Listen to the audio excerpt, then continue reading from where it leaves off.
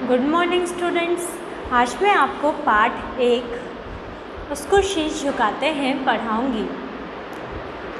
इस कविता के रचयिता द्वारिका प्रसाद माहेश्वरी हैं। उसको शीश झुकाते कविता में हमें ईश्वर के बारे में बताया गया है। तो आइए पढ़ते हैं। जिसके सूरज की किरणें नित सोना सा बरसाती है, फूल खिलाती ओस कणों को मोती सा चमकाती है।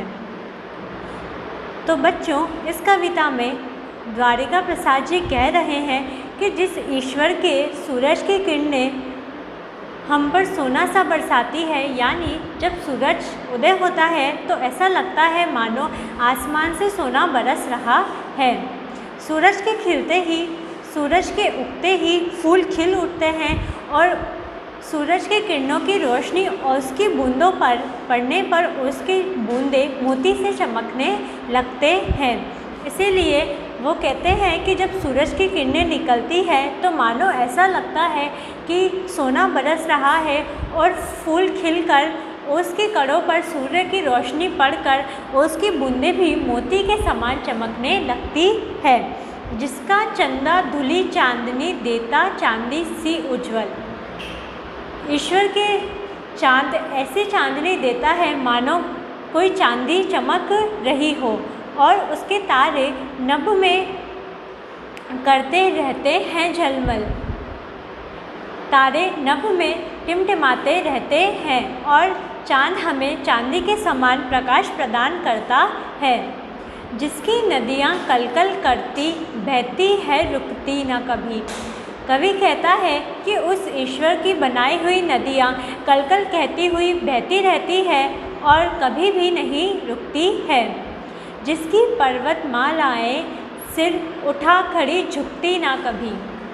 कवि कहता है कि पर्वतमालाएँ बिल्कुल खड़ी हुई रहती है और ऐसा लगता है मानो वो अपना सिर उठाकर खड़ी हुई है और कभी भी अपने शीश को झुकाती नहीं है। आपके हम सब प्यारे बच्चे उसको हम सब भाते हैं। कवि कहता है कि उस ईश्वर के हम सब प्यारे बच्चे हैं और हम उस ईश्वर को बहुत ही अच्छे लगते हैं। हम उसके प्यारे बच्चे हैं और उसके मन को हम हमेशा भाते हैं। उसको हम सब एक साथ मिल अपना शीश झुकाते हैं। कवि कहता है कि ऐसे ईश्वर को हम सब एक साथ मिलकर अपना सिर झुकाकर उसे प्रणाम करते हैं।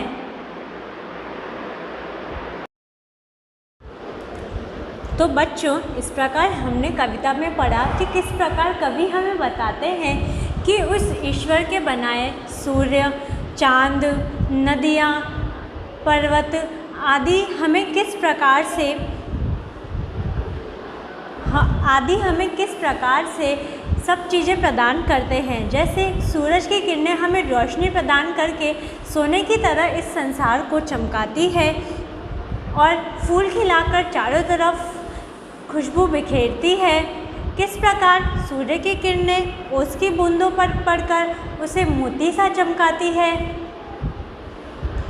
कैसे चंदा चांदी की तरह चमककर पूरे संसार को रात्रि के समय भी रोशन करता है।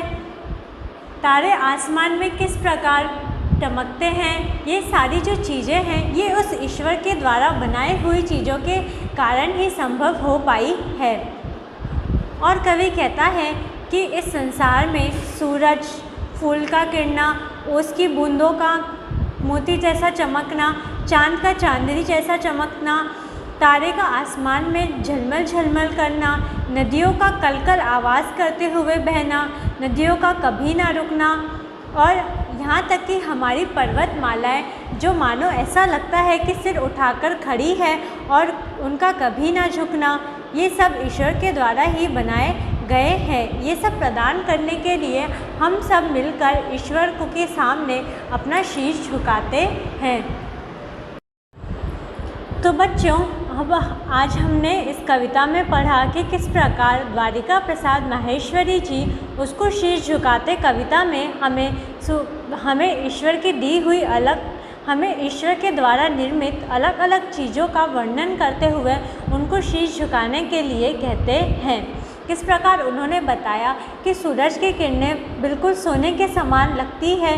किस प्रकार उन्होंने बताया कि सूरज के उगते ही फूल खिल जाते हैं, ओस की बूंदें मोती के समान चमकने लगती है, जो रात्रि के समय चंद्रमा बिल्कुल चांदी सा उज्ज्वल या चांदी सा चमकता हुआ दिखाई देता है। आसमान में तारे ऐसे झलमल यानी आसमान में तारे चमकते हुए दिखाई देते हैं। किस प्रकार नदियाँ कलकल आवाज़ करती हुई बहती है और कभी भी नहीं रुकती है। किस प्रकार पर्वत बिल्कुल अपना सिर उठाकर खड़े रहते हैं और कभी भी अपना सिर नहीं झुकाते हैं। और साथ में द्वारिका प्रसाद माहेश्वरी जी हमें ये भी बताते हैं कि हम सब ईश्वर के ही बच्चे हैं, यानी हम सब ईश्वर के द्वारा ही निर्मित हुए हैं और हम ईश्वर को बहुत ही भाते हैं। यानी जब ईश्वर हमें देखता है तो हमें देखकर ईश्वर को अत्यंत प्रसन्नता होती है। जिस प्रकार माता पिता अपने बच्चों को देखकर प्रसन्न होते हैं और जिस प्रकार माता पिता को अपने बच्चे भाते हैं, उसी प्रकार ईश्वर भी हमारे माता पिता हैं और हम भी उन्हें बिल्कुल एक बच्चे के समान प्यारे होते हैं।